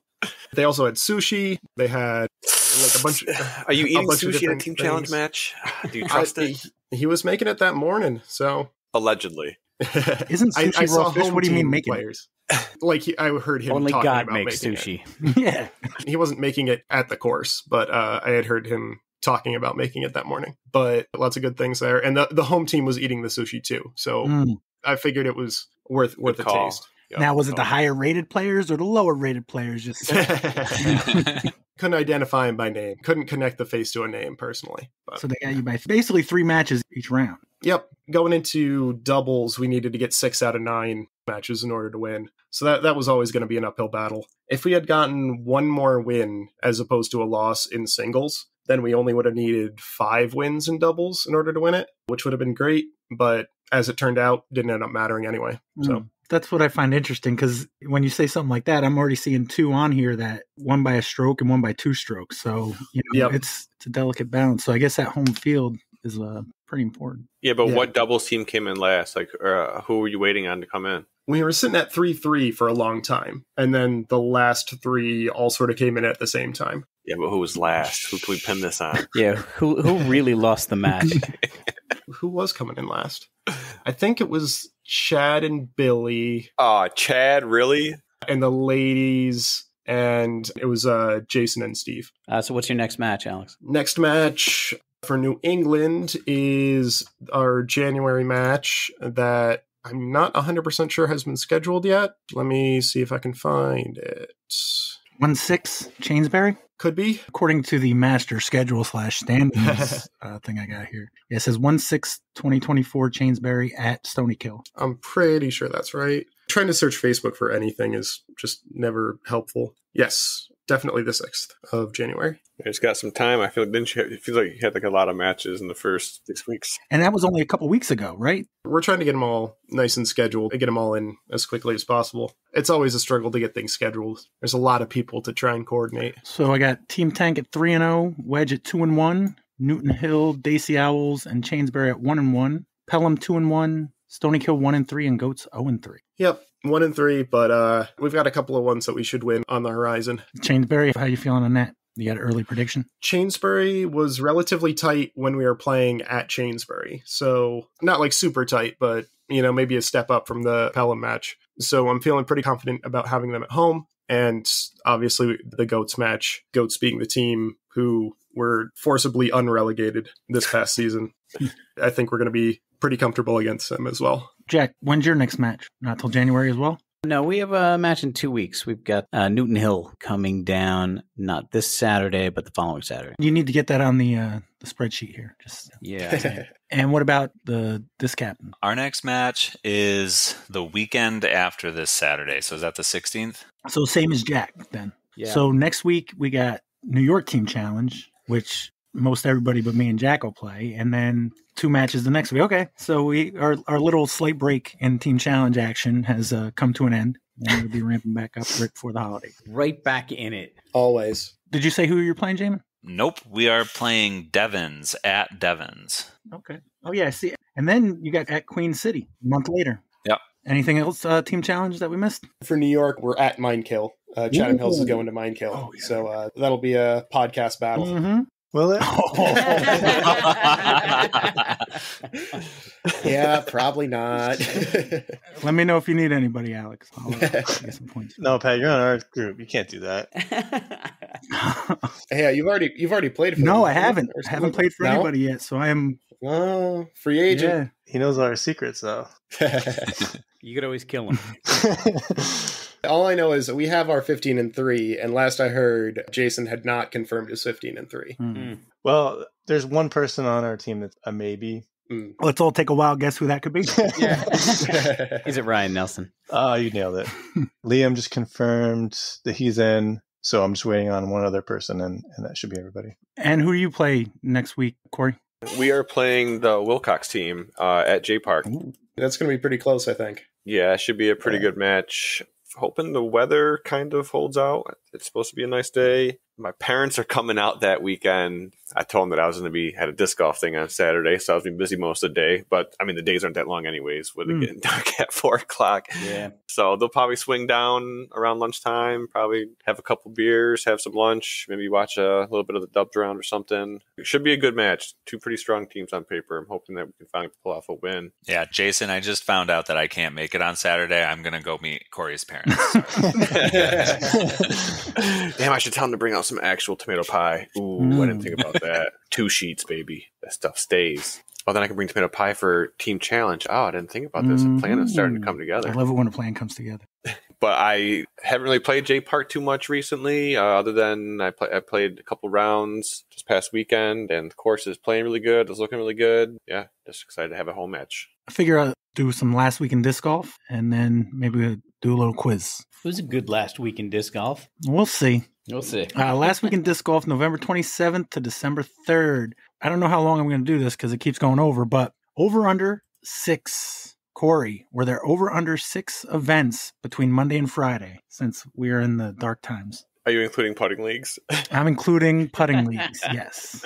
Oh, you are? Yes. Oh, Jesus. That's only going to be 1 extra. Over 6. Was it over last week? I'm going to go. Well, just to clarify, last week everybody called over and it was over with 7. Yep. Over 6, though. Yeah, I'm going to go over. All the putting leagues, bro, it's got to be over. Jason? So is it 6 or less or over 6? Mm-hmm. Yeah, you can call push, but yeah, so over or under 6 or at 6. I'm going to say over. Jack? Over. Alex? Yeah, I got to be over with the putting leagues. All right, Jaimen? I got to go over. I want to say under, but it's just not worth it. Josh? I'm gonna bid $1. I'm gonna say 6 exactly. Ooh, Okay. all right. I like it. Just to be Last week in disc golf, November 27th to December 3rd. Monday, November 27th. Joe Karen reminded me that there are putting leagues in the area. 9-pin cider disc golf putting league from Mark Bryan on Facebook. Another great turnout.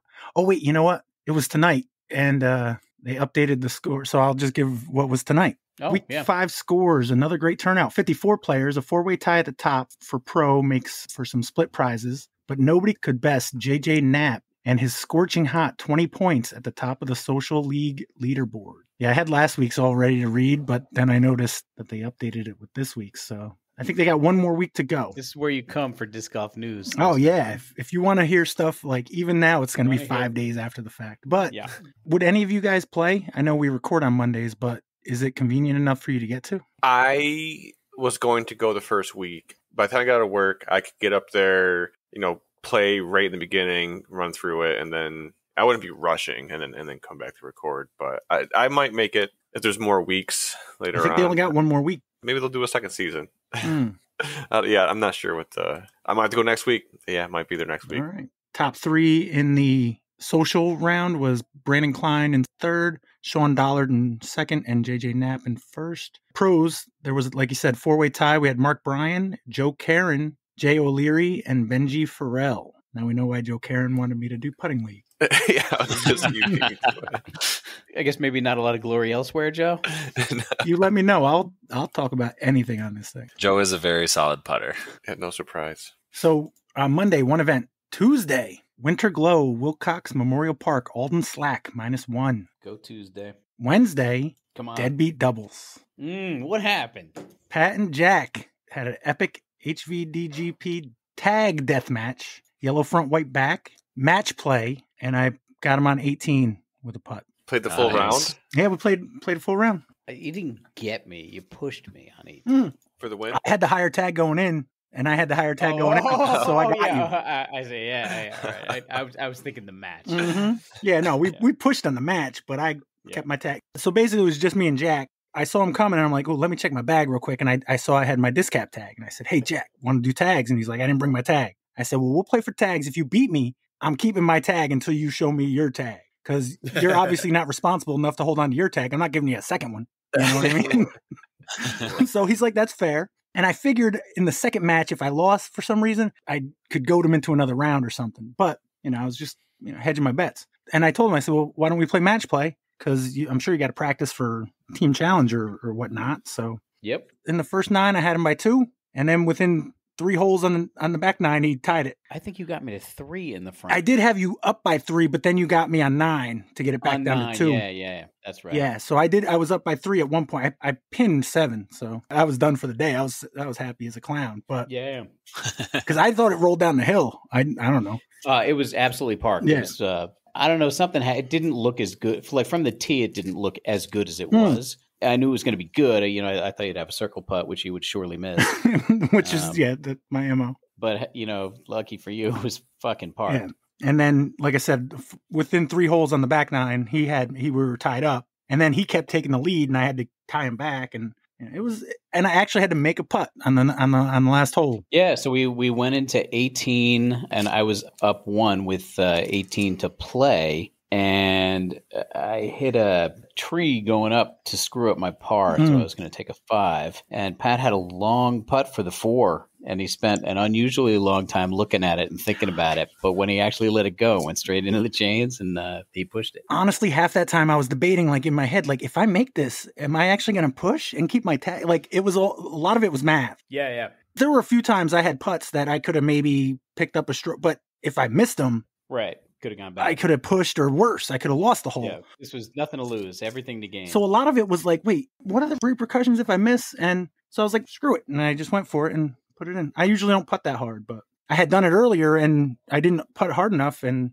it bounced right out. So I just wanted to point out to Cranky, I'm not putting that in any kind of disc golf scene because I don't know how to do a match play in disc golf scene. So he was complaining on the Facebook page about that there was rounds. No count. Yeah, there's no count. Right. You're not in the running for most rounds played anyway. So I just doubled my rounds played in one day, dude. True. In December. Or no, I guess it was still technically November. I guess I played my first one. Yeah. Yeah, I didn't have one at all. Yeah. Match of the year. All right, so that's 3 events, one Monday, one Tuesday, one Wednesday. Thursday, Bridgeport Thursday Handicap, Dan Coughlin, -2. And Disc Beat Club Season 3. Top 3, they played Stephen P. Wallace, regular tees, whites, 18 holes. So third place, Adam Dahl, Mark Stryker in second, and Mel Gallagher in first. Adam Dahl with 6 points, Mark with 7, and Meg came up with 8. Top 5 for the season standings. We have a tie for 5th with Steve Catula and Kevin Cranky at 11 points. 4th place, Terry Hudson at 12. Greg Kurtz in 3rd with 13.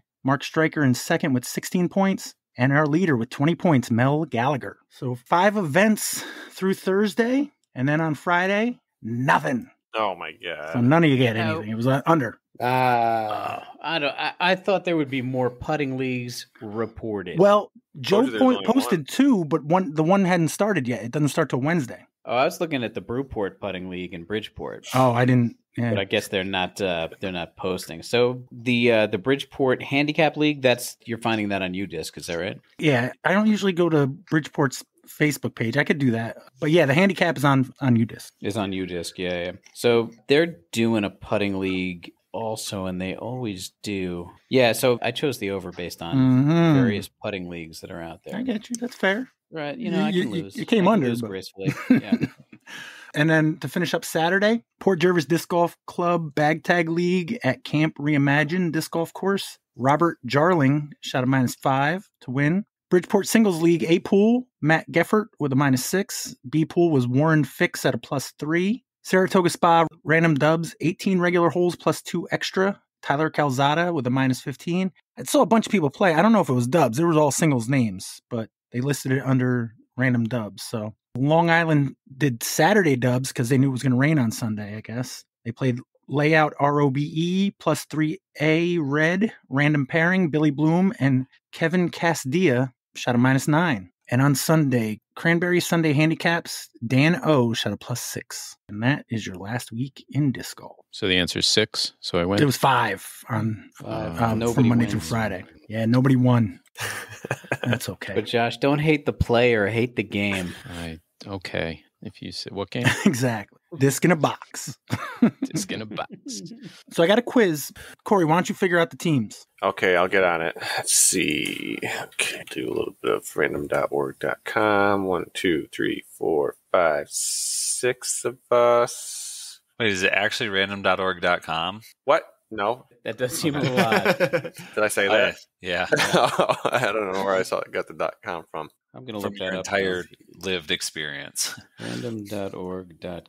Yeah, I was about to do the same thing. So 5 and 1 are playing together. That's You can buy it. 1, 2, 3, 4. Me and Alex and Jack and Isaac or Josh. We said his name was Josh, right? Either one. Sorry, Josh Isaac. I'm Me and Alex, schizophrenic, so Jack, it's fine. Jack and Josh, and the Jaimen.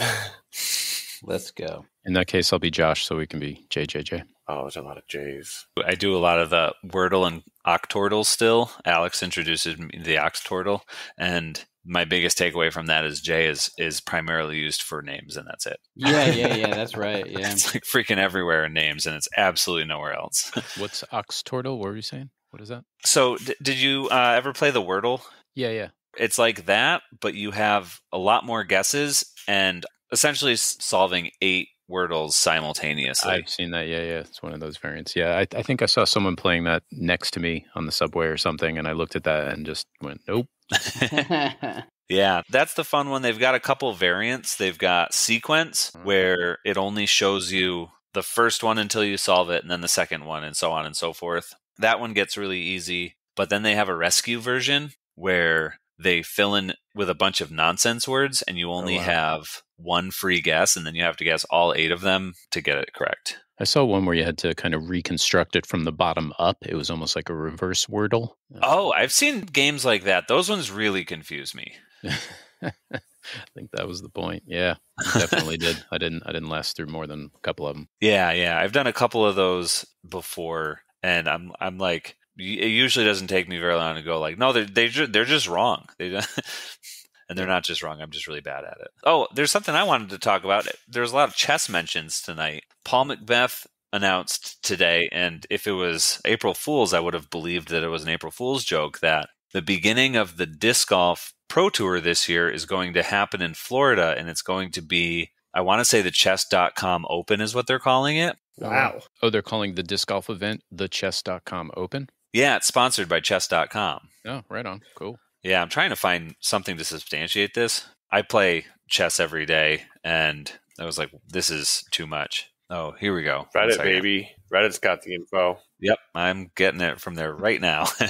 Nice. I was going to ask Josh that if he ever thought about posting the game on the Disc Golf Reddit. Yeah, in fact, that was recommended to me yesterday or today. Yeah, I'll definitely get there. Obviously, there's no shortage of places to post about it, and I have done almost none of it. I've done 0 advertising and PR work other than the few local Facebook groups. I think Lid, Skylands, Wilcox, and Wedge. So yeah, I have considered Reddit, and I'm wondering, where should I put it? I'm certainly open to suggestions. Personally, I might be a little nervous posting stuff on Reddit because like Reddit is kind of a cesspool. But at least I feel like the disc golf related ones, the community is usually pretty good. And I don't know if I don't go on the disc golf Reddit very often or any of them. But I know for a fact you don't see very many board games come across. Yeah, no, I'm very happy to, in my spare time, start once the dust settles in my life right now, to start just going everywhere and going, hey, check this out, and just post on any and all groups I can find or places. Yeah, I'd be happy to do that and just shamelessly self-promote. Would be fine. And hopefully with each one, 1 or 2 people get it. That would be amazing. So is the Pro Tour like completely rerouting? Because like it used to be the opener was in Vegas, right? Yeah, it says it's an invitational. So I don't know. There's very little information on it. There's just Paul Macbeth kind of awkwardly saying a few buzz like phrases. Man, what a great golfer. What a horrible actor. Yeah. Yeah, he doesn't do the marketing so well. More power to him for it. I don't really know what the point of it is yet. I'm waiting for some kind of an interview or something to hear a little bit more. The inclusion of chess actually you really sent me back now about 30 years to when I very first started playing disc golf. Was in a cemetery. Don't worry, I'll bring it around to chess. It was in a cemetery. It was an object course that some dude had passed down to some dude to my friend. And I mean, if you go back there now and look at it, I don't think any holes. It's like the original Rutgers. Like, I don't think there's a hole over 150 feet. Anyway, point is, we played so much in a cemetery, and I was into chess back then that I started thinking, you know what I want on my tombstone? I want to be buried in a cemetery, and I want to have one of those stone chess tables like you see in Washington Square Park. I want that to be my headstone, but coming out of the top of the chessboard, I want a disc golf basket, hoping that someday someone will be playing chess on that board and a disc will come ripping through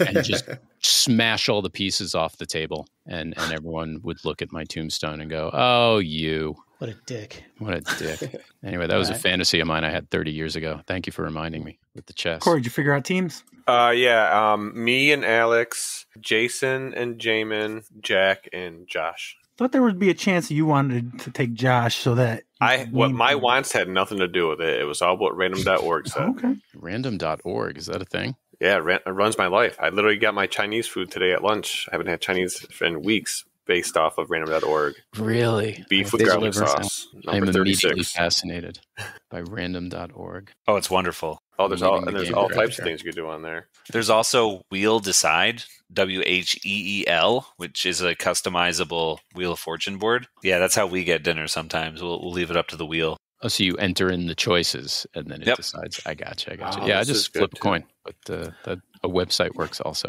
Yeah. What the wheel really does is it helps you reveal what you actually want, because as soon as it starts spinning, you're like, this is what I hope it lands on. Yeah. Yep. That's actually the trick with flipping a coin. Also, you flip the coin, and before you look at it, you have to be really honest with yourself about, what am I really hoping this is? And that's how you decide. Yeah, I like it. Exactly. So I'm glad to see the website works exactly the same way.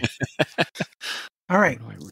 So we're going to do a little different this week because this is our 200th episode. Ooh, Whoa. I am extra honored to be here. I went back and I looked to find out when was the first time I did disc or no disc. And I found it's not disc or no disc, but it is the predecessor. Yeah. From episode 38, April 30th, 2020. Are you just recycling all the questions? Literally. Yes. Yeah, it's awesome. But the rules are a little different, and I'm going to let myself explain it to you from April of 2020. Here you go. Delightful. It's a trivia round, hole 13. Woo. Category is called Also a Disc Golf Disc. So basically, in this round, I have here 14 questions. Each question has 2 answers, each worth a point. So you can get a possible 2 points on all 14. First, there's a trivia question, the answer to which it's going to be the name of a disc golf disc. So for a bonus point, you tell me what company makes that disc. All right. It's actually only 12 questions because... Can I just say, also a disc golf disc? I mean, that's the stupidest name of a game that I've ever heard in my entire life. Good point. This is good. It's like a cheap knockoff of Disc or No Disc. Who is that guy? It was originally 14 questions. It's actually going to be 12 because that's how many we normally do. Yeah. And so we're going to be naming disc golf companies? Yeah, but in this one, you have Josh to name and I the say company. Innova and Discraft, and that's our only answer. Yeah, those are the only 2 companies I actually know. Yeah. So All can right. I call a lifeline on this one? Yes. You. All right. Absolutely. You can call Jack. So, Corey, you gave the team names, and that'll be the order they go in. So Corey B. Potts goes first. That's a very inside Memphis joke when I lived in Memphis. So I don't think anybody listening will get that, but I think it's funny. So I'm sticking with it. Corey B. Potts. Also a disc golf disc. So you're going to answer the question and tell me who makes the disc, not if it's a disc or not, because it is a disc. You ready? All right. What 1990 movie won Whoopi Goldberg an Oscar for playing Brooklyn storefront psychic Oda Mae Brown? What 1990 movie won Whoopi Goldberg an Oscar for playing Brooklyn storefront psychic Oda Mae Brown? That's a tough one. Whoopi Goldberg movies way back then. The only movie I could think of Whoopi Goldberg is that Nun movie. Yeah, Sister Act. Yeah, exactly. Do you think maybe it was called the Sister prequel? I don't think that is a disc. She was a psychic. Pretty sure it's the Space Athletics. I don't know. I don't think that's a disc either. Clairvoyant. What if it's just the color of the disc? Because it could be the color purple. Don't think it's that one either. Got about 20 seconds. My guess is clairvoyant, Alex. I will trust you because I have literal nothing. No, so. don't trust me with that. That's a throwaway. It's kind of psychic related, and I don't know any Whoopi Goldberg movies other than Sister Act. So I got nothing either. So clairvoyant, Pat. What do you think, J-Man? Darn it. Oh, I was hoping this one didn't get to us, Jason. Yeah, me too. Because Jack's going to know it. Could I hear the question one more time, Pat? What 1990 movie won Whoopi Goldberg an Oscar for playing Brooklyn storefront psychic Oda Mae Brown? Just want to throw out there that the resistance to look on the internet is astounding. Yeah. Yep. You cannot look on the internet. Hands off the table. You have to pretend it's the weekend of this movie premiere in 1990. Oh, this is on the tip of my tongue, too, but I cannot think of it. I know it. Oh, you did? Jason, I want to say Oracle. If it's I think that's a disc name. That's all I'm basing this off of. Jack, aren't you on this team? No, I'm on your team, dummy. Oh, I thought there were 2 teams, so there's 3 teams. Oh yeah, Three three teams. teams. All right, so it's all right. We're sticking with the color purple though, just so you know. All right. Between me and you. I like Oracle. Okay. What do you think, J-Man Mark II? It's Ghost. You agree with that, Josh? Oh, I'm sorry. Is we talking to my team now? Yeah, this is your Yes. team. I You guys are absolutely J-Man agree Mark with II. that 100%. Because as I was writing the team names down, I realized you guys are also J-Men, so I just stuck with it. What type of disc is the Ghost? Who makes Go it? ahead, Josh, with your extensive knowledge of disc golf disc manufacturers. Which is very unextensive. I think we should be able to steal on these as well. Oh, that's horrible. Oh, these Oh, are that horrible changes things drastically. Yeah, I like it. Yeah. Ghost. I make them up as I go. Yeah. Ghost. I don't think it's Innova, and I don't think it's. I don't really. Who the fuck would make? I don't think it's Ghost? Innova or Discraft, so pick Yeah. another one. It's not some kind of marshal or sheriff or law enforcement thing, so that's gone. I mean, maybe Latitude? Sure. Maybe. I really don't know. West Side? Where's West Side, Sure. the law enforcement one? Who's the law enforcement one? That makes like the judge and Yeah, all that crap. Who does that? That's Gateway. Gateway. It's not Gateway. It's not Gateway, is it? It's not Gateway. It's not no. Gateway. So the Ghost might actually be Gateway. Yeah, it ain't. Okay. Nah, Gateway is all like shaman and chiefs and Well, that Ghost is kind of in wizards. that. You like Gateway? I don't know. I don't know. Either Gateway or Latitude 64 or some other company I've never heard of. It doesn't sound scientific, so I'm not going to say MVP. Right. You got about 10 seconds. We have Oh, 10 shit. seconds. Keebler. Keebler. They make it in a tree. Is it Keebler? How do you pick one? I'm cool with. I don't know what was wrong with Keebler. We'll say Innova Champion Discs makes the Ghost. What do you think, Corey B. Potts? You know this one, right, Alex? Who makes the Ghost? Who does make the Ghost, Corey? Oh, okay, so you don't know? Not off the top of my head. Yeah, I think we should just go Innova. They went Innova. Yeah, I was going to say, they We- just went we Innova, win. didn't they? We won Innova. Hey, it's a free country. They can go Innova. Yeah. That's right. Yeah, True, we're I'm fine. sorry. Innova also. Yeah, Gateway. They have wizards and ghosts. It could be Gateway. Do we definitely think it's not like Discraft or something? Ghost isn't really on brand for Discraft. No. It almost sounds like one of the like alternate names for Discmania discs. Oh, you want to go Gateway? I'm good with Gateway. Okay, let's go Gateway. What do you think, J-Man? My guess is Legacy. Oh, that's a good guess too. Yeah. I thought that was Pandemic. I'm good with You Legacy. guys agree? Sure. You are correct. Yeah, Jamin. Nice. And it is your question. Question 2. All right, so we got a point. You got a for point, the and the steal J-Man got on a the point. answer. They got a point for the steal on the disc. Yep. Question 2 for the J-Men. Unobtainium was the elusive substance sought on a distant moon in what blockbuster movie? Unobtainium was the elusive substance sought on a distant moon in what blockbuster movie? There's no year for this. I'm sure there was, but I didn't get I had to give them as original as I could. I did mix up the order a little bit, but not much. Man, when did it originally debut? This podcast? April 30th, 2020. The color purple. Feels like just yesterday. Unobtainium. The only thing that I can think of with a moon in it is Titan AE. I don't know what the movie's about, though. And I think a Titan is a disc. I don't know if it was that many years ago, though. I feel like I remember this question, but I don't remember the answer. Yeah. Titan is the name of a moon. Could you repeat the question one more time, Pat? Unobtainium was the elusive substance sought on a distant moon in what blockbuster movie? Yeah, I'm not going to think of anything else. You want to go Titan? Yeah. I'm out of moons. Wait. What's Uranus's moons thing? Titanium. Yeah, titanium. Yeah. Oh. Right. So it's not necessarily a moon name. I don't know why I got stuck on that. Maybe because I'm remembering this episode. That would be helpful. I'm not going to think of anything better than Titan. Okay. Oh, Titan AE? Yeah. What do you think, J-Man Mark II? It is Avatar. Tis. Oh. Who makes the Avatar? Innova Champion Discs. Are you sure about that one? Fuck no. I'm just All trying to right. get this over with. Well, let's. You want to take another guess? I don't think it's Innova. Come on, one more guess. Discraft? All right, that's better than Innova Champion Disc. It's though. not. It Come might, on. but you know what? That's AVR. If you scratch off the name enough, then AVR looks like Avatar. Yeah. You have sold me. All right, What are you guys going with? Innova Champion Discs. color purple, Innova Champion Disc. You are correct. Damn it! Whoa. Damn it! Good work. And Oh, you got that's a question Corey 3. move right there. I That never was a doubted Corey you for a move. second. Question 3. This is for the J-Man Mark II. Because they shared no scenes in Godfather Part 2, Al Pacino and Robert De Niro first acted together in what 1995 movie that is also the name of a disc in Scott Chicken Wing Patterson's bag? Because they share no scenes in The Godfather Part 2, Al Pacino and Robert De Niro first acted together in what 1995 movie that is also the name of a disc in Scott Chicken Wing Patterson's bag? I mean, Heat comes to Is it mind. Heat? Yeah. Yeah. And it's a disc. There you You go. guys good with that? Yep. Who makes the Heat? Discraft. Couldn't tell you. I'm going to let Jack tell you. I can. I actually know that one. Jack's telling you. I'm going to go. Jack says. You are correct. And I don't know if it's still in his bag, just to clarify. Yeah. It's been 3 But years. it was at episode 34. Yeah, 38. But yes. 38. So probably at episode 34 also. Probably, yeah, that's true. That's true. Good point. Back to the top, I got J-Man Mark II at 5, the J-Man at 1, and Corey B. Potts getting on the board with this one. Time to back nine the shit out of this. Heck yeah.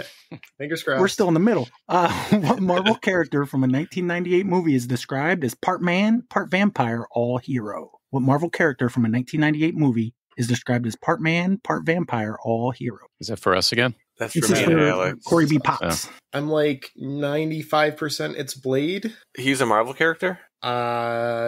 Yes. I'm gonna go with yes. Well, yeah, Blade, sure. You good with that, Alex? I'm not anymore. You said 95%, man. That's what? Yeah. Everybody else sounded so nervous about it. I think it is Blade. Yeah, Who Blade. makes the blade? All right, on the board. Blade. Who makes the Blade? Blade. Doesn't really sound like a West Side disc. Sounds more like a Latitude 64 than a West Side. Why? What is another Latitude 64 disc? Latitude has like the Maul. What else do they have? I think they have the Ballista. Oh, Ballista is kind of like a... I'm pretty sure that's Latitude 64, not West Side. I'm pretty sure the Trident is also Latitude 64. Yeah, you've said enough. Let's go Latitude 64. All right. I'm good with that. What do you think, J-Man? Nope. Thanks. I want to say it's Gateway. They've got like the saber. Okay. I really have no idea. So, what did they say? They said Latitude? Yeah. Don't think it would be like West Side because. They've got a sword, but they don't have a blade. You thinking Gateway? Yes, I am thinking Gateway. All right, let's go Gateway. You are correct. Yeah, J-Man. Getting points where we can. I think I heard the sound of a fist pump there. All right, J-Man, this is your regular question. What 2000 Oscar winner includes this prologue? The winter of 180 AD, Emperor Marcus Aurelius's 12-year campaign against the barbarian tribes in Germania. What 2000 Oscar winner includes this prologue? The winter of 180 AD, Emperor Marcus Aurelius's 12-year campaign against the barbarian tribes in Germania. Thinking Gladiator? Oh, yeah. That sounds good. I was totally lost on this one, but I think you're right. It's like 2000, right? Yeah, that sounds about that time. It's when everything was like sepia. There was just a sepia filter on everything. This Marcus Aurelius. Yeah, let's go Gladiator. All right, I like it. Who makes the Gladiator? Nice. This is so old, I don't even put the dates that they were made discs. I literally just copy and pasted my notes from that episode. We're gonna go. Yes, it is a disc. You are correct, but no points for that. But who makes the Gladiator? This is a trilogy one. I'm pretty sure it's a Latitude 64. I mean, I have no idea, so that sounds really good to me. Yeah, it's not a West Side. It doesn't make sense with dynamic discs. I do think it's a Latitude 64. I'm good with that. Let's go Latitude. You are correct. Yeah, man. Killing it. All right, 5, 4, I've 1. been looking at the flight chart a lot lately. J-Men Mark II. Tommy Lee Jones won the Best Supporting Actor Oscar for what movie based on a TV series that premiered in 1963? Tommy Lee Jones won the Best Supporting Actor Oscar for what movie based on a TV series that premiered in 1963? The Fugitive. You go with that, Jack? Yeah, sold. But I have no idea. Who makes The Fugitive? What's the Justice Disc company? Yeah, that's what we were saying. Yeah, we sure were. We were talking about it. We were. Yeah. Were. You and me both. Yeah, we're the company, like the discs they make, we were thinking That of they that make. company. Right. You and me were both thinking of those. At the those same time. companies. Yeah, at the same time. It was Simultaneously. a conversation that we were Right. having. Yeah. Yeah. And that company is our Is answer. obviously. That's our answer. So you want me to go Whatever back that in editing and hear what you guys were talking about? is. Yeah, sure. And I'll put it right here. Whatever it takes, Pat, to get us the point. So who makes those? So the judge, who makes that? Dynamic Discs. It's That's a disc company. I'll take your word for it. Let's You go go with that? for it. Dynamic disc? Sure. Yeah. I'm good with You that. are correct. Yep. All right. You guys don't need the last minute ass pull answers in this round. Now you know what it's like to be Corey. Not recently. Corey, I'm sorry for this next question. Question 7 for Corey B. Potts. Mel Gibson plays a veteran of the French and Indian War who wants no part in the war with Britain in what 2000 film? Mel Gibson plays a veteran of the French and Indian War who wants no part in the war with Britain in what 2000 film? The Patriot? Yeah, it's got to be the Patriot, right? Yeah, I hope so. Who makes The Patriot? That I want to say is Legacy. Yep. It's the only film that Corey can think about whenever you think about a war movie. Or at least with Mel Gibson. I can't think of another Mel Gibson movie, actually, other than Lethal Weapon. Was Braveheart Mel Gibson? Oh, yeah, and Yeah. Braveheart. Right. Maverick. But yeah, I'm pretty sure it's Legacy. Yep, me You too. are correct. Nice. It sucks not being able to say, is The Patriot? It's horrible. You see how bad this game is? Yeah, like I said, it's early days. J-Men, in what 1994 movie would you find an antique store in Chinatown with certain rules about post-purchase mogwais? In what 1994 movie would you find an antique store in Chinatown with certain rules about post-purchase mogwais? What the hell? Why can't we get the Patriot? Damn. Yeah. Because you haven't answered like it another- 5 times in previous trivias. That's why. Who was on the recording back then? I think I feel old at this point. Andrew, Yeah, that's the thing. Sometimes it's good to be old. Sometimes it's good to be young. it was Gunks versus Glades, and it was Andrew and Pat Freeman versus Liam Doyle and Todd Martin. Oh, man. We phone a friend? Can you phone Todd Martin? This is another one where I feel like I wanted to be in a different order. Like if I was right behind the Jaimen Jasan team, I feel like I would have more points. I at can this tell point. you right now that this is Kenji jumping up and down on his couch. Any idea? I don't have the slightest idea. I'm trying to think. The only thing that's coming to my mind is Jackie Chan movies, and I don't know any of them except for the cartoon Jackie Chan Adventures. Which company makes the Jackie Chan Adventures? I just found a mistake in this question. Can I repeat it? Yeah, no, yeah. New question. Yeah, yeah. I could ask a different question, but I gave you the wrong year. Well, that's gonna Okay. fix everything. Okay, well, can we at least hear the correct here? Yeah, in what 1984 movie would you find an antique store in son Chinatown of a with certain bitch. rules about post-purchase mogwai? Wrong way, Pat. Oh, 84. 80. Okay, that Josh, changes so- everything. Josh Yeah, and yeah. Alex and I are twitching. Now I feel less bad about not knowing it at all. 84. Mostly I'm just So- thinking, gee, Brad, you always know how cute I thought you were. That was the year I was born, so I'm trying to think what movies came out then.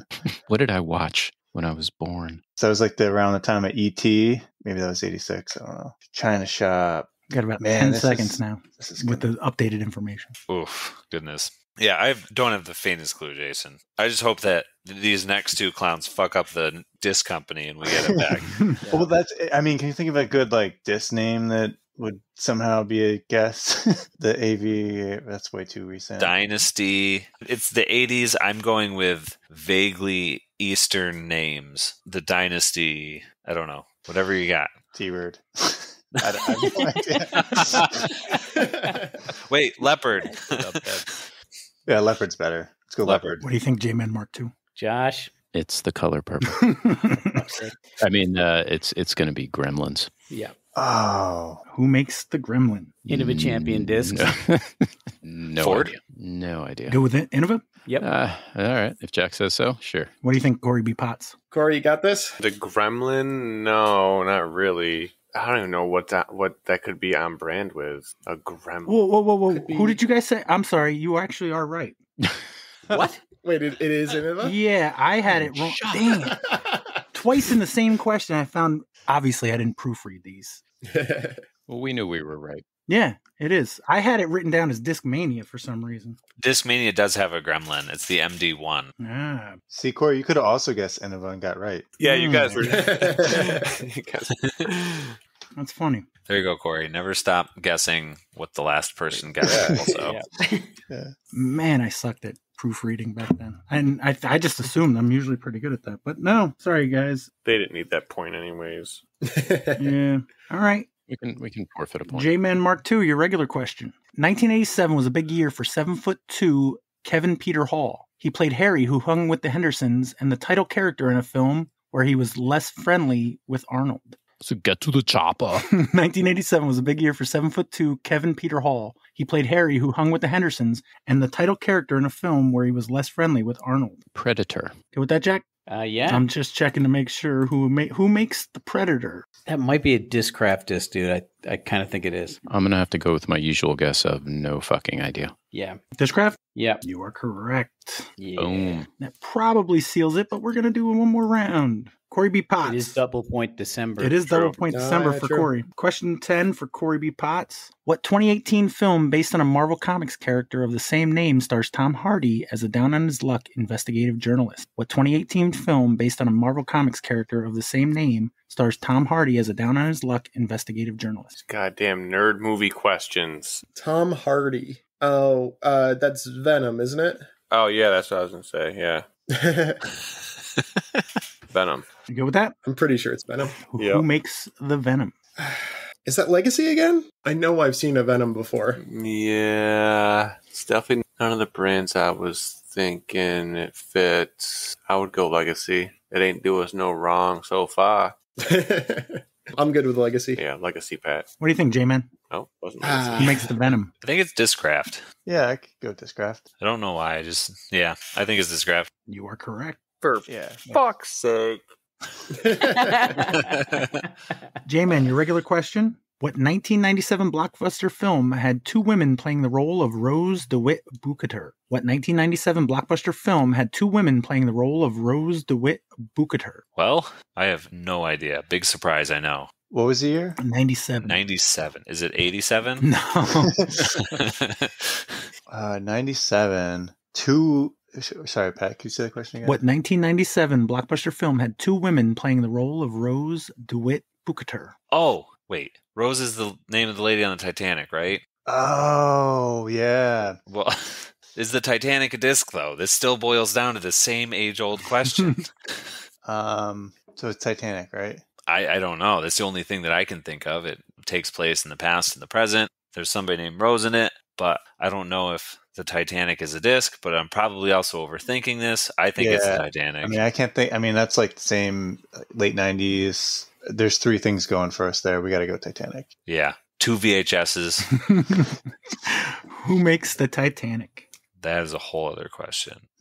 Titanic. And this is 2020. There's no weird disc golf companies yet. Yeah, we don't have like. It's not Hooligan Disc Golf. Goliath discs? Is that who I'm thinking of? I don't know. You might have just made them up. The guys who make the U.S. Capitol building? Mm. Oh, I'm refusing to remember about that. The Titanic. Oh, man. It's not a disc that I've heard of, so I want to go with somebody like Lightning or Quest. back when there was only 2 weird ones. Yeah, I was trying to think of other like fringe companies. About 10 seconds. I mean, it's not like Millennium. Yeah, not enough weird letters that don't make sense together. Yeah, I want to go Quest or Lightning, but I guess I would go Quest just because they have. But I don't.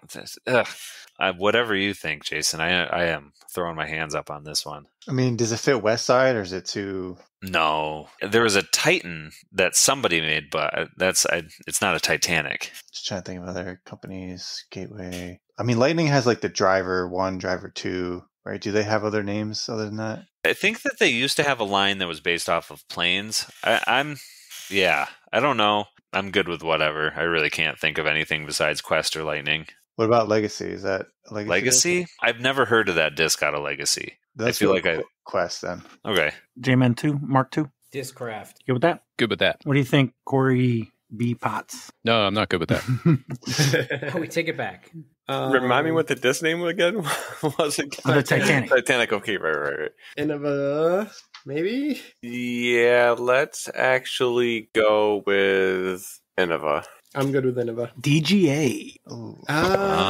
The Directors Guild of America. Exactly. I didn't know they made discs. Technically, Discraft does make it. Can we get a technical point? No, you got enough points. You got enough regular points. You don't need technical points. But you get the final question if you want to add some points. All right. Yeah, let's have it. Points. Sylvester Stallone was married to Danish beauty Brigitte Nielsen when she starred with him in what 1986 movie that one reviewer called a new low for Hollywood's highest paid illiterate? Sylvester Stallone was married to Danish beauty Brigitte Nielsen when she starred with him in what 1986 movie that one reviewer called a new low for Hollywood's highest paid illiterate? My first thought was Red Sonja, but I don't think Sly was in that one. Are you sure? I'm pretty sure he was not in that. Maybe I think not. that was her appearance. That was and her, then they did her thing, right? Yeah, and then they did a movie. Oh my God. What was the year again? 86. It could have been 96, but I don't know. A new low for Hollywood's highest paid illiterate. Oh, well, was it a Rocky movie? Was she in a Rocky? Yeah, she was. She Yeah. 4, I think. Wasn't she like Dolph Lundgren's manager or something like that? Yeah. That's right. All right, let's get that. So Rocky 4, is that a disc? Rocky 4? I imagine it would just be like Rocky. Rocky, all right. What do you think, Corey B. Potts? Oh, it's not Rocky? Really?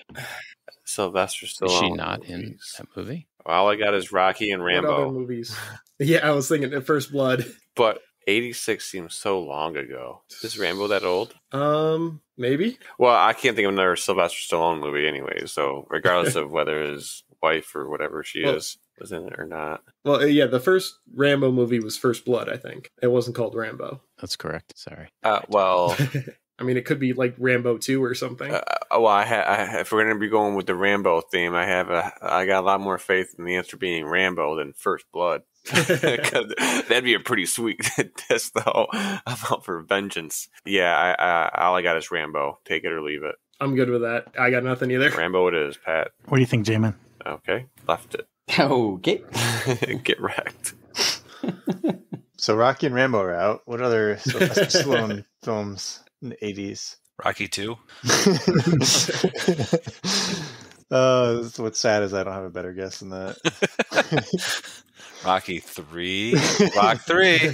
Yeah, Rock 3. I like it. Man, I can't even picture him in any other movies. Probably because it was the 80s. Yeah. I got nothing. Oh, I bet I think. Sometimes wish I watched more movies. About 10 seconds. What was the year, Pat? 86. 86. Yeah, I've got nothing. Nothing. Jason, you got anything? Transstall. No. Thunderbird. Perfect. Thunderbird. Let's go with that. Maybe it'll be right. Josh, you got to give me a throwaway answer? I don't, not really. For some reason, the title Cold Heat came into my head, but I have zero idea if that's actually correct in any way. Crime is a disease. Meet the cure. Stallone. Cobra. Innova. Damn, I was close. I was close. Are you sure the movie wasn't called V Cobra? Just for clarity's sake, by the way, Brigitte Nielsen was in Rocky 4 with Sly, and that was a year prior. Oh, wait. Is that who you said? Brigitte Nielsen? Yeah. Oh, that was that chick from Flavor of Love. Yeah. She was with Flavor Flav. That was a chick from Cobra. Yeah. You know. All about that woman. Yeah, Cobra was bad. Well, that was fun. I like the idea of replaying the round from episode 38. I will tell you the other two questions. One of them, I'll read it and you'll know exactly why I took it out. This is before I used Google Notes, just to give you an idea. So there might be some. Is it racist? No. Matt Damon took the field as rugby player Francois Pinier in what 2009 film based on a true story. And the other one was just, I don't know why I took it out. Just Taylor Kitsch plays Gambit in what 2009 X-Men's origin movie. Oh, yeah. Wolverine. Wolverine. Wait, what was the rugby movie again? Invictus. Oh, yeah, Invictus. Right. And I still would have got it wrong. I'd have got it wrong again. and who makes the Wolverine? Yeah, who do you think? I don't know. Daredevil Disc. Innova Champion Discs. Some secret government It- organization. If it's an animal, like 90% of the time, it's Innova. Innova, Anyway. right? That was fun. I'm going to be looking into getting a copy of my own Disc in a Disc in a Box. Yeah. Sweet. No, thank you again for talking about the game. Thanks for coming on. Really appreciate it. Yeah. Thank you, Corey, Jason, Jack, Alex, Jamin, and Josh. And sweet of us. Thanks, Pat. Thanks, Pat. Thank you, Pat. Thanks, guys. Thanks for doing 200 episodes. Oh, heck yeah. Yeah, congratulations. That's phenomenal. The worst was going back to listen to find when the first trivia was.